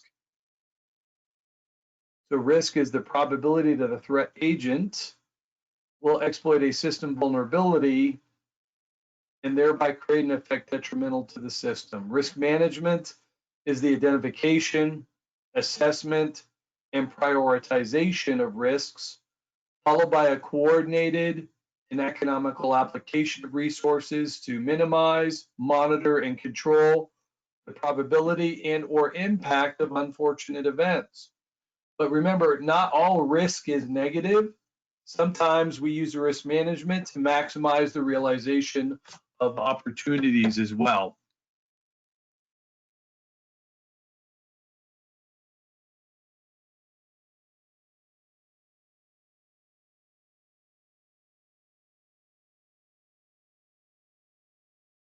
Oversight for risk management. Remember, corporate governance, all of our plans, policies, procedures is a critical activity that should occur within the organization.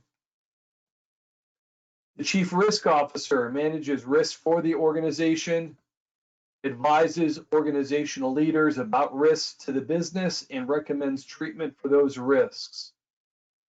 Chief Risk Officer, which is an executive position, usually in larger organizations. Big corporations will have a Chief Risk Officer. All right, here are the essentials of risk management. This is derived directly out of ISO 31000 series. So ISO 31000 is known as the Enterprise Risk Management Guide. All right, so the enterprise risk management, think of enterprise not being the computing environment, but the business. Enterprise in this context means business. So the enterprise risk management workflow is an accepted business risk management model that the GRC function can follow to manage information security and privacy risks. So if we look at the model, the first thing that we need to do is identify risk exposures based on its context to my business. We measure and estimate risk exposures. We find instruments and facilities to trade or shift or trade risk.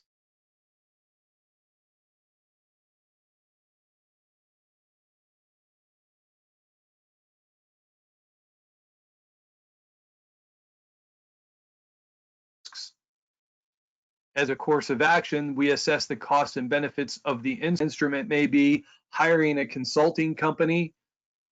We measure and estimate the risk exposures and then assess the effects of the exposures along with the benefits of the instruments. Once we accomplish that, then we can form a risk mitigation strategy. Risk mitigation is also known as risk treatment strategy, which we'll talk about next week. So the risk treatment strategy or risk mitigation strategies are to either avoid risk, transfer the risk, mitigate the risk or reduce it, or retain, accept the risk. All right, they say keep, but accept, retain, keep, those are all synonyms you would use for acceptance of the risk. And then evaluate performance of your risk treatment option selected. If you're not getting the amount of risk acceptance that you were thinking about, that's why you go back and formulate a new risk mitigation strategy. Evaluate your performance, choose another course of action if you are not achieving the amount of risk management that you were expecting. Any questions here?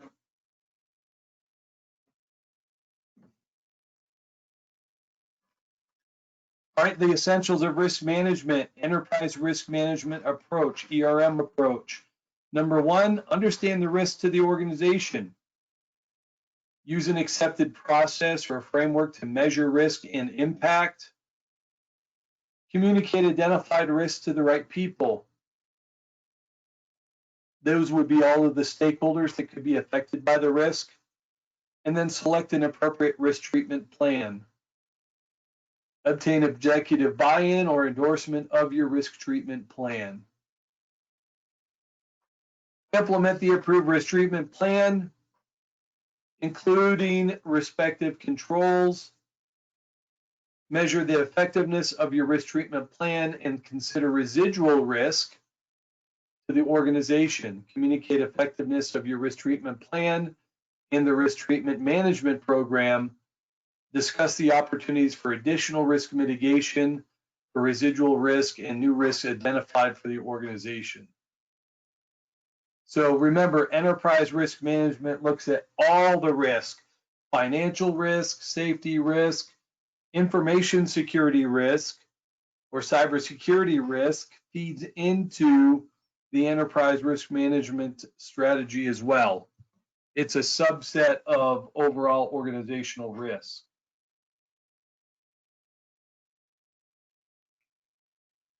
ERM provides a historical perspective for defining a structured process to identify risks, propose treatment, and then evaluate your performance of the treatment option selected. The whole idea is risk treatment. Once we identify risk, we can't just ignore it. It has to be managed effectively so it does not disrupt the business. So information security risk management depends on the following key elements. So this comes directly from NIST Special Publication 839. 839 is the risk management guide. So number one, assign risk management to senior leaders. Recognize information security risks to the organization.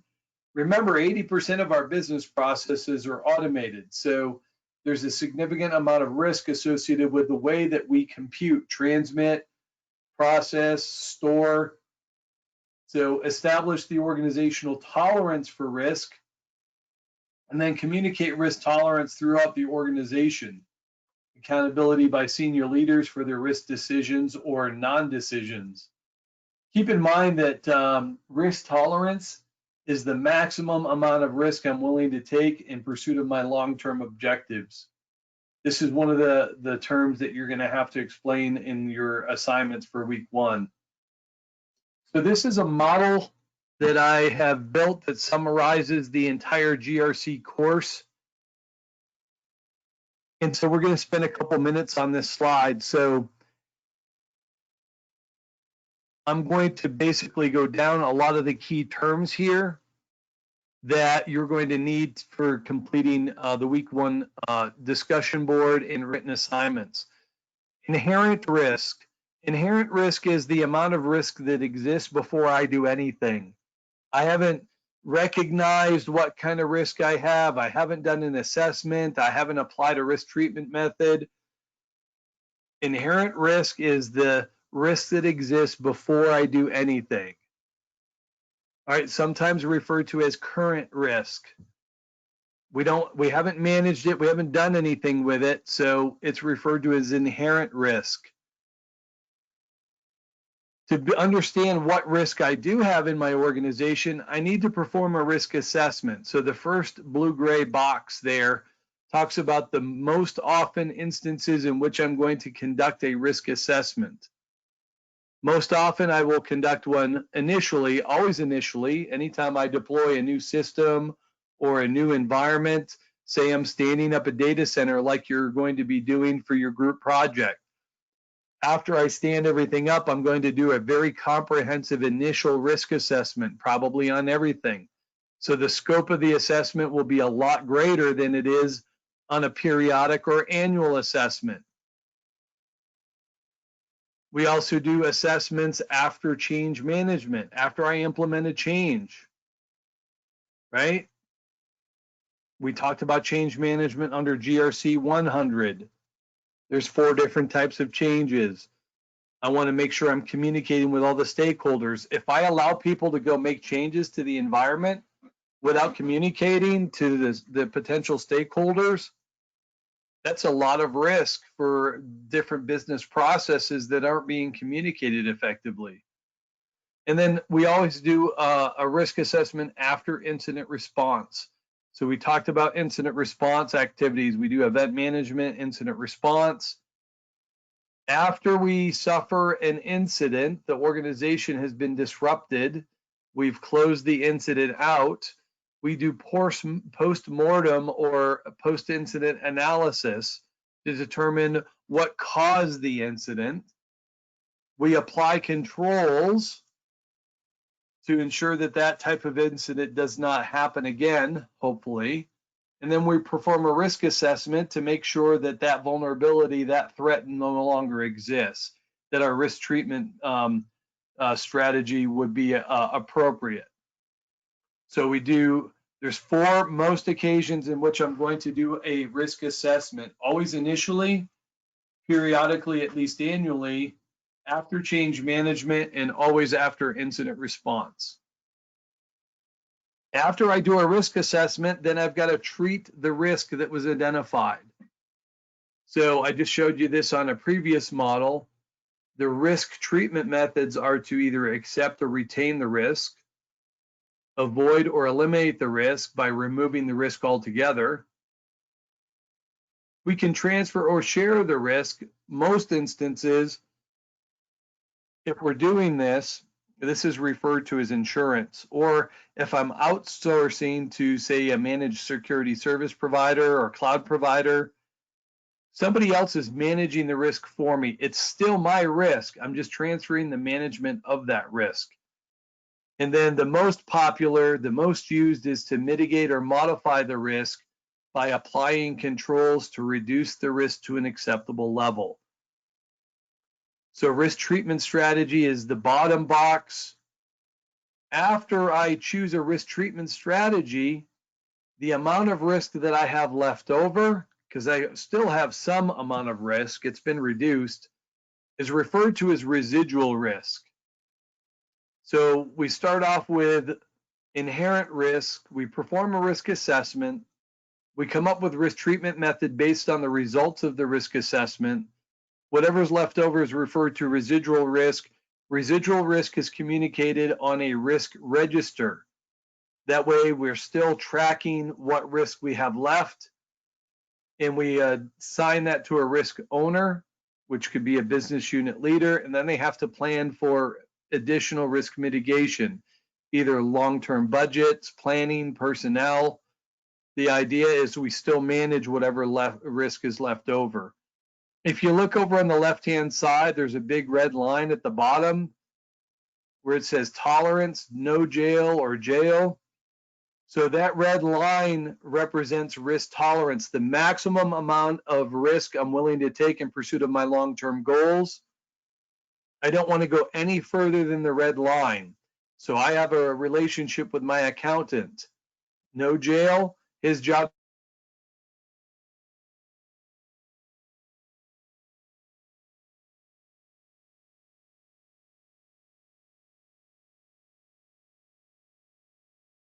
is to do my taxes up to a point where I'm willing to, because his signature is next to mine, but I don't want to do anything illegal, so I don't want to go to jail.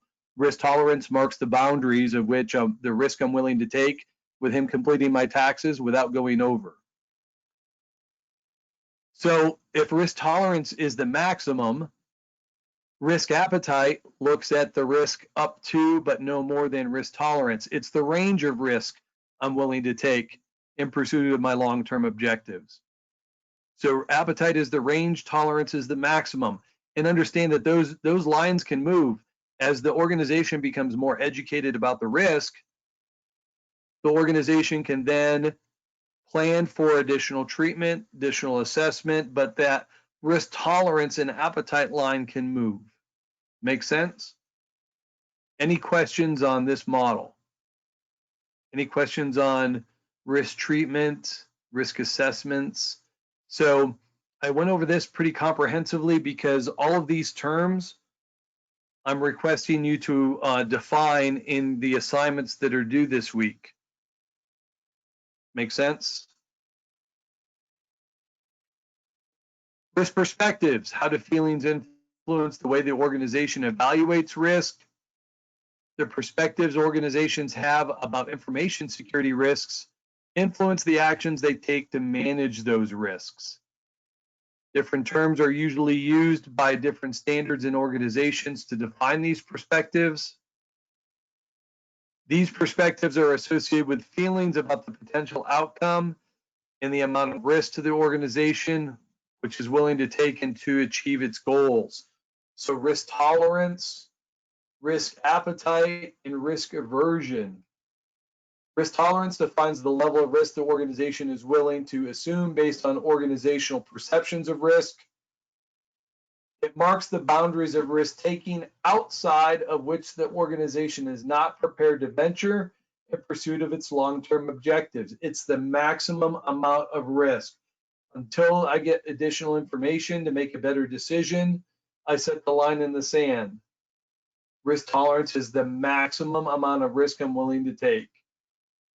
Risk appetite is the range. It's the amount of risk the organization is willing to seek or accept in pursuit of its long-term objectives, from 0% up to but no further than risk tolerance.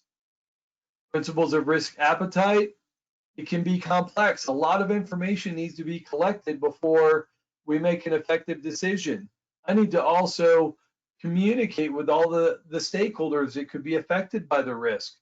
Needs to be measurable. It's not a single fixed concept. Should be developed in the context of the organization's risk management capability. So how do we collect risk information? How do we communicate it? How is it effectively managed? It must take into account differing views at a strategic, so the board level, tactical, the implementation level, and then day-to-day operational level. Must be integrated with the control culture of the organization. Risk aversion is the reluctance of a person to accept a bargain with an uncertain payoff. The whole idea here is I just don't have enough information to make a good, sound, educated decision. Psychologically, risk aversion applies to the behavior people demonstrate while exposed to uncertainty, and then the extent to which they'll attempt to reduce that uncertainty. Risk management constraints. What should be considered when managing information security risks? So here's all the big ones, right? Time, money. Do I have the technical personnel with the right skill set, the right trade craft to be able to make the right decisions? All right, do I have the operational capacity? I may have to hire people because my day-to-day people either may not have the experience or they may be too busy. Cultural.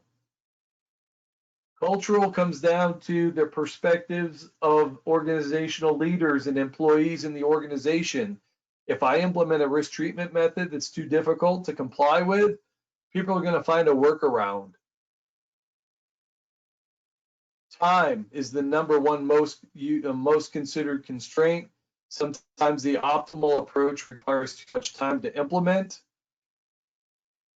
An acceptable approach that reduces risk now is better than waiting to implement the optimal risk management strategy later if the delay increases risk to an unacceptable level.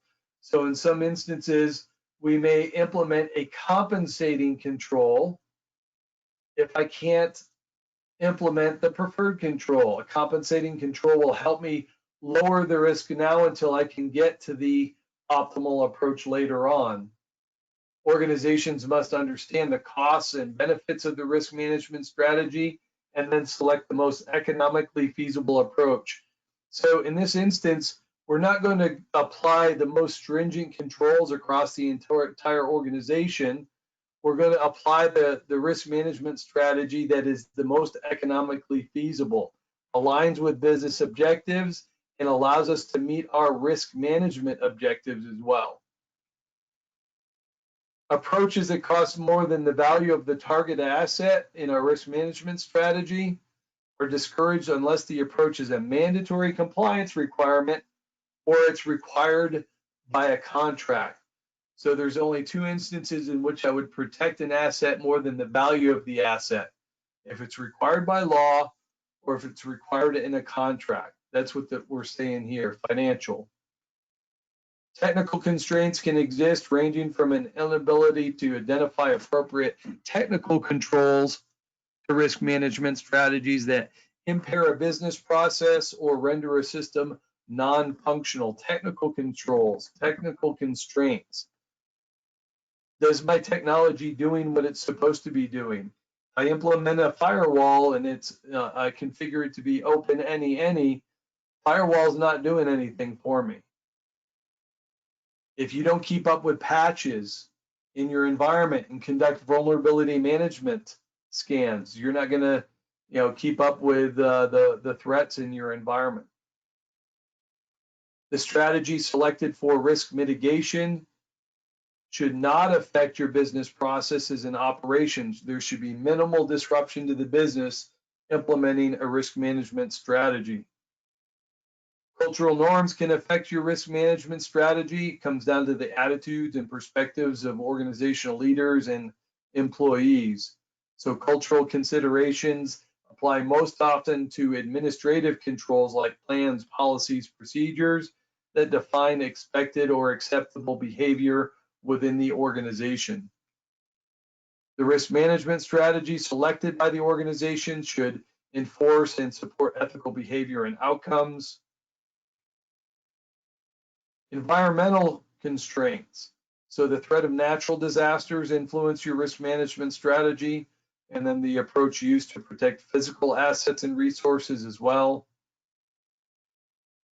Legal concerns may affect the risk management approach.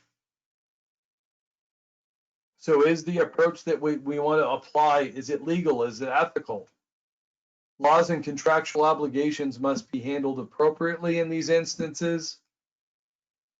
Compliance with industry norms is critical for some organizations like highly regulated industries like financial services, healthcare, others. Yeah, the more heavily regulated the industry is, the more significant it's going to be in managing the risk to the environment. Sometimes the ease of use in which personnel can conduct business when the risk management strategy is applied also influences the risk decisions in an organization. The organization must consider personnel resources required to support your risk management strategy. You have the right people with the right skill set, the right trade craft. And then new controls selected by the organization must be compatible and must integrate with existing controls. I don't want to apply new technology that's not compatible with my current technology unless I'm doing a rip out and replace. Organization should consider an alternate control if the proposed control is either incompatible or inappropriate based on existing controls. Again, I go back to compensating controls. If I can't apply the preferred control, then I may consider an alternate control. All right, so fairly quick lecture. We went over a lot of the content at the beginning of the class. I've now covered all of the terms required for you to be able to complete the assignments, at least the first discussion board and written assignment. On Wednesday, we'll be looking at risk assessments. All right, who's got questions on anything?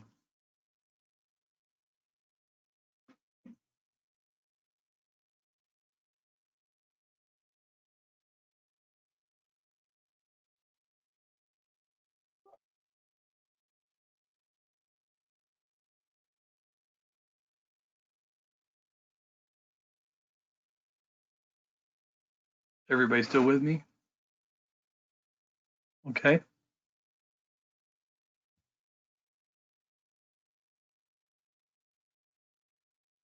All right, great. Thanks, Billy.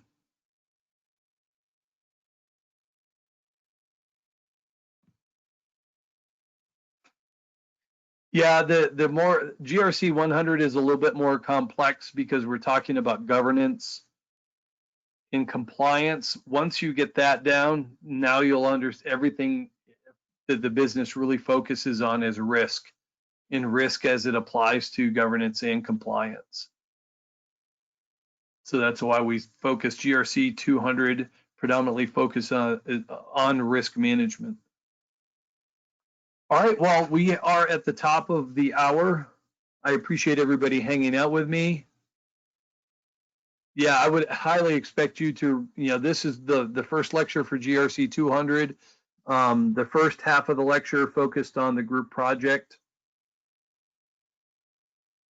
Second half on the assignments, the other assignments. So this is definitely one you're going to want to stay on top of. But I appreciate everybody hanging out with me for the last couple hours. We'll do the next chat on Wednesday morning, same time, same place.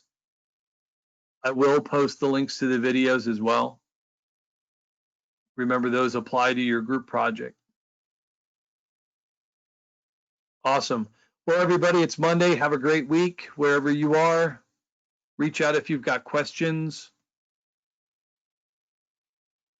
I'll continue to grade and post assignments throughout. All right, thank you. Thanks, Alex.